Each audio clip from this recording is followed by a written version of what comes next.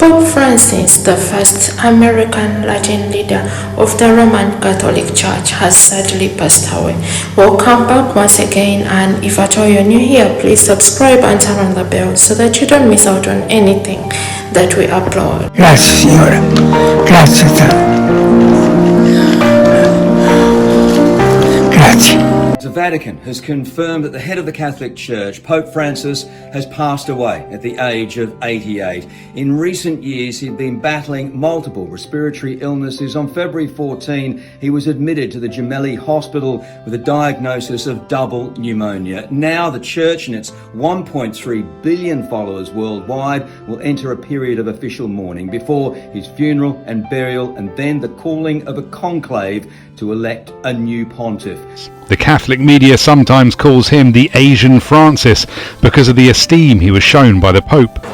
Of course, there are plenty of white men in the mix too, and let's face it, people have been speculating about a black or an Asian Pope for a long time now. Another significant issue is what kind of Pope we can expect. Pope Francis was very successful at inducting new cardinals. Indeed, 2/3 of the men eligible to elect his successor were named by Francis. All these cardinals chosen by Pope Francis, they have two characteristics. The first one is that they come from what Pope Francis calls the periphery of the world. So there is one from Mongolia, Myanmar, and Lesotho. So in the conclave you will hear voices that have never been heard before in the Sixtine Chapel. The second particularity is that they all have a very strong pastoral experience. They are all men from the ground, from the field, and so it will change the way these men will choose the Pope. So regardless of what the next Pope looks like, the Roman Catholic Church is still changing. It's becoming less European, it's becoming less metropolitan. In its future, the global south and all its multitude of different perspectives. Let's go back to James Bays, who's just returned from the Vatican. And James, you were there, you saw the feeling, the sentiment in the crowds who were witnessing the Pope to come out and give traditional Easter blessings. Just talk to us about perhaps the sense of shock that might be gripping the Catholic world, although people knew, of course, that he did face a health challenge, that he was in hospital for 38 days, were hopes raised by his Easter appearances that he might be on the mend? Certainly, when he appeared in St. Peter's Square, people had been expecting a very brief appearance because he'd been doing that a fair bit in recent days, turning up very briefly. And people had expected what he did, which was to turn up at the end of the Easter Mass and give the very brief blessing that he did and appeared at the end. But of course he did more than that. He then took to his Pope Mobile and went around St. Peter's Square, out very, very visible for the crowds. Now, it was interesting the reaction I got from the pilgrims at the time, because many of them were surprised by seeing him and amazed and so pleased by it. But others were saying it's so wonderful to see him, but he looks so frail. So there was still a great deal of worry about his condition. I think everyone knew how gravely ill he'd been earlier this year.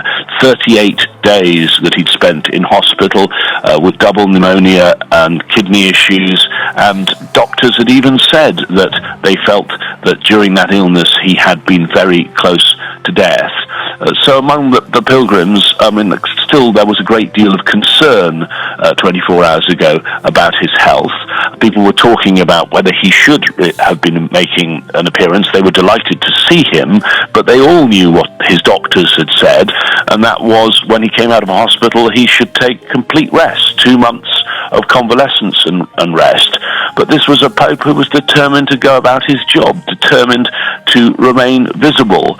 And of course, he was not at any point, we don't think, going to do what his predecessor done, Pope Benedict, which was resign because of ill health. Pope Benedict, when he resigned, talked about a lack of strength of mind and body because of his advanced age, and that was the first. He wanted to see people, despite the fact that he clearly was still very, very frail and unwell. And we saw the other side of the Pope as a leader, of course, of the Catholic faithful, but also as the ruler of the Vatican city-state and the Holy See, right? Meeting with J.D. Vance? Yes. Yeah, I mean, there is a very serious role for the Pope, and as you say, he is the leader of a country, and his moral voice is very, very important. And so the serious side was there. The serious side was there in the Eastern Message, talking about the destruction in Gaza. He didn't read it himself, but it was his message, and calling again for a ceasefire. But as you say, also a meeting with the US Vice President J.D. Vance. Worth reminding viewers that J.D. Vance is a convert to Catholicism. He was received into the church in 2019 at the age of 35, and there was whether you call it a spat or not, but certainly a disagreement earlier this year between J.D. Vance, the Catholic Vice President, and the Vatican on this issue, because Vance had invoked a medieval theological concept, and basically his point was you should love your family and those around you and those in your neighborhood and your country before you start worrying about other people. The Pope said no, and in a letter to US bishops invoked the parable of the Good Samaritan and said there should not be any exception to your love of people, all people around the world. Pope Francis has been battling a number of complications to do with his heart, double pneumonia, and kidney disease.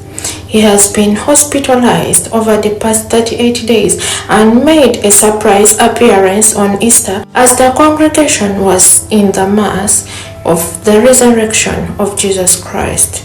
It is a very sad moment, and at the age of 88, the Vatican Church announced the death of Pope Francis. His final message, or what we can call a goodbye, Pope Francis thanked the doctors and nurses that were nurturing him as he was going through the illness over the years. Let us know what memories that you have and what lessons did you learn from Pope Francis, and as you do this, kindly keep the comments respectful.